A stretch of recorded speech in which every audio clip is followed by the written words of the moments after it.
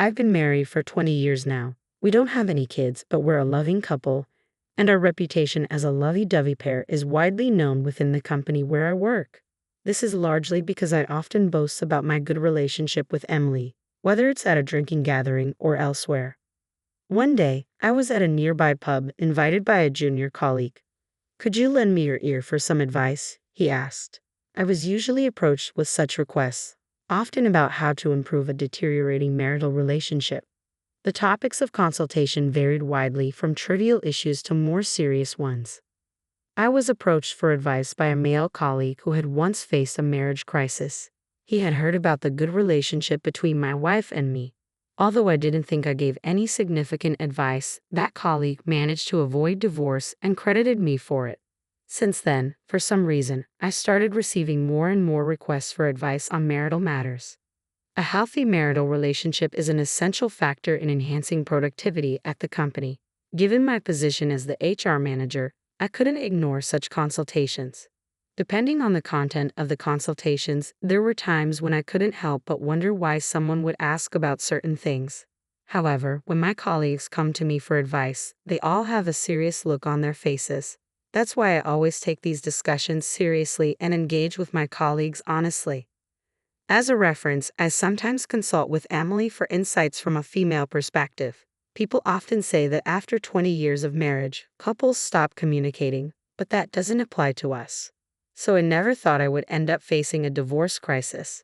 It happened one day when, as usual, I had received a consultation regarding marital issues and came home a little late. It was around 9 p.m., but all the lights in the house were off. I called out to Emily as I opened the front door, but there was no response. Emily, a full-time homemaker, rarely left the house at the time I returned. I remembered that she had mentioned having a dinner gathering with her college friends that day, but she had said she would be back by 8 p.m. Is the inside of an empty house always this quiet? I thought to myself as I ventured into the living room. When I turned on the lights, Emily was indeed nowhere to be found. That's when I noticed a piece of paper placed on the table. As I read the message written on it, I was shocked. "Thank you for everything. Get along well with that person." It was written. It was a message indicating our breakup. That person undoubtedly referred to another woman. It was apparent that I was suspected of infidelity. However, I had no idea who that person could be. I felt uneasy, but I decided to call Emily. No matter how many times I called, Emily didn't answer, and it didn't go to voicemail. I reluctantly sent a message through WhatsApp, but it remained unread for a long time. I also sent emails, but there was no reply. In desperation, I decided to call Emily's family home. My call, which was a rare occurrence, seemed to surprise my mother-in-law. "Is something wrong, Matt?" From the tone of her voice, I had a feeling Emily wasn't at her parents' house. I had assumed she had returned there. If Emily wasn't at her parents' house, I hadn't thought about how to explain the reason for my call. "Oh no, it's just that Emily was undecided about what to get for Mother's Day, so I thought I could ask you secretly without letting her know." I couldn't help but blurt out those words. However, I felt the awkwardness in that makeshift and cramped excuse. "We'll still think it over together, after all." Without waiting to hear my mother-in-law's response, I hastily hung up the phone. Emily didn't come back the next day either, not a single call or message from her. With no clues about Emily's whereabouts, I spent the entire day feeling restless and anxious. It was the evening of the second day since Emily had disappeared. The doorbell rang, and the sound echoed through the quiet house. I rushed to the doorbell monitor, thinking Emily had returned. I was surprised. The person on the monitor was my mother-in-law. "I couldn't help but worry about the way you sounded on the phone," she said. Realizing that there was no use in trying to deceive her, I showed my mother-in-law the message Emily had left behind. As soon as she saw it, her expression turned stern. Moreover, she gave me a suspicious look. I explained calmly that I had no idea about the contents of the message. However, my mother-in-law didn't seem convinced. Her expression remained stern. In the end, her doubts about me were unresolved, and she left.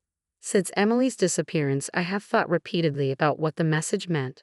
I still had no clue as to what it was referring to. After much contemplation, I decided to visit the police station and file a missing person report. However, the police officer I spoke to didn't take me seriously.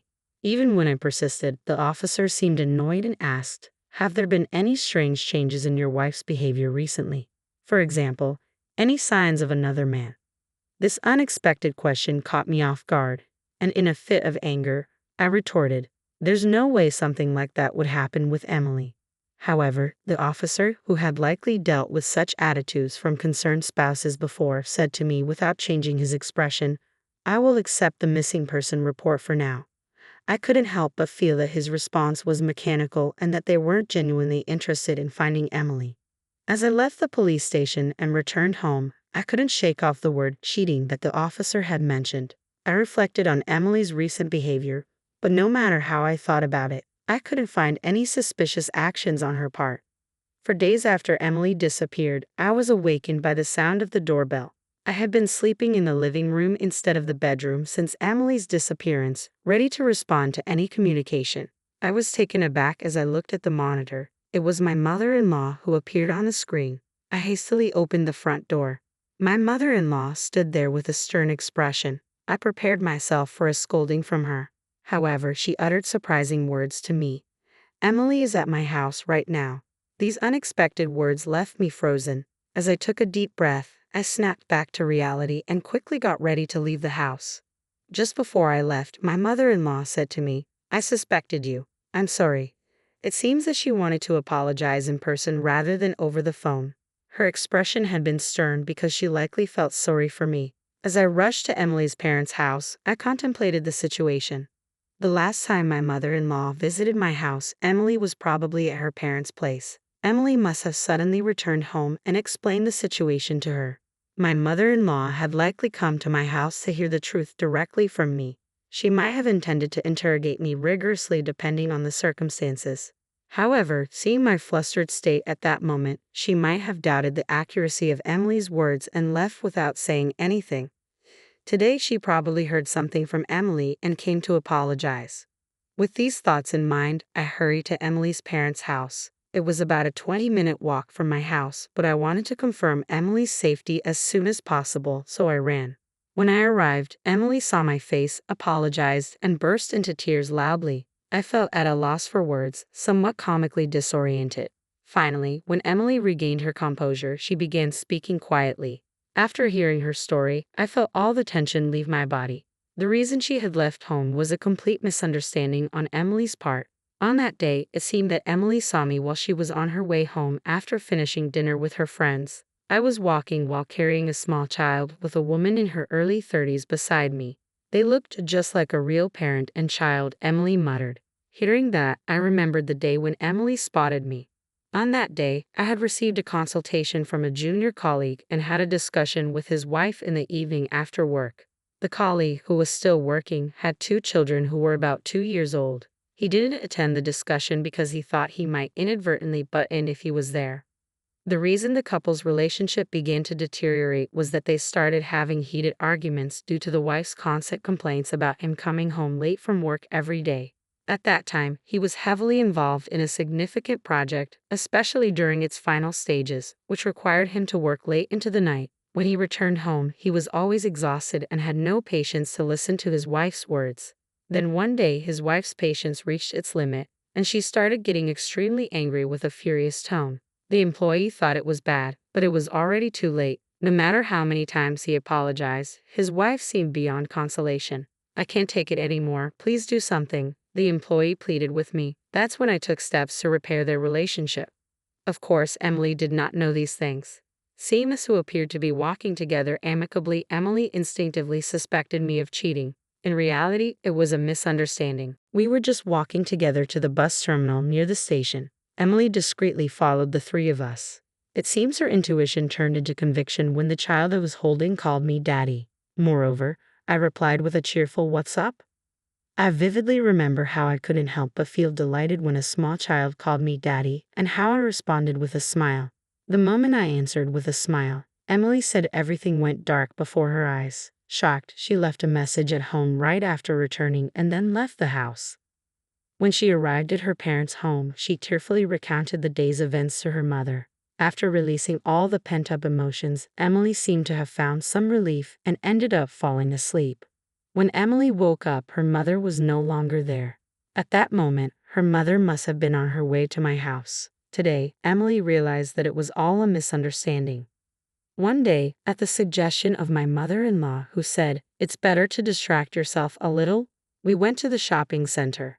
Emily saw the woman and child she had seen in town before, accompanied by a man of the same age. Acting on impulse, Emily rushed towards them. Emily stood in front of the three of them, but couldn't find the words to say. The man initially showed a surprised expression when Emily suddenly appeared, but in the next moment he smiled. Emily was taken aback by his next words. "Oh, Mrs. Thomas, hello. We've always appreciated your help." "Why does this man know me?" Emily wondered. It seems the man explained. "Well, Mr. Thomas had a picture of you two on his smartphone's wallpaper. He proudly showed it off when we talked about our troubled relationship. But the other day, your child called him Daddy," Emily mentioned, and the woman beside the man had a puzzled look. Then, in the next moment, she apologetically explained, "I'm sorry. Our child calls any adult man Daddy." Someone overheard it and misunderstood. Upon hearing Emily's explanation, I couldn't help but burst out laughing. "You were always a bit clumsy, but this one is the funniest until now." When Emily was told that, she became embarrassed. Then she finally smiled.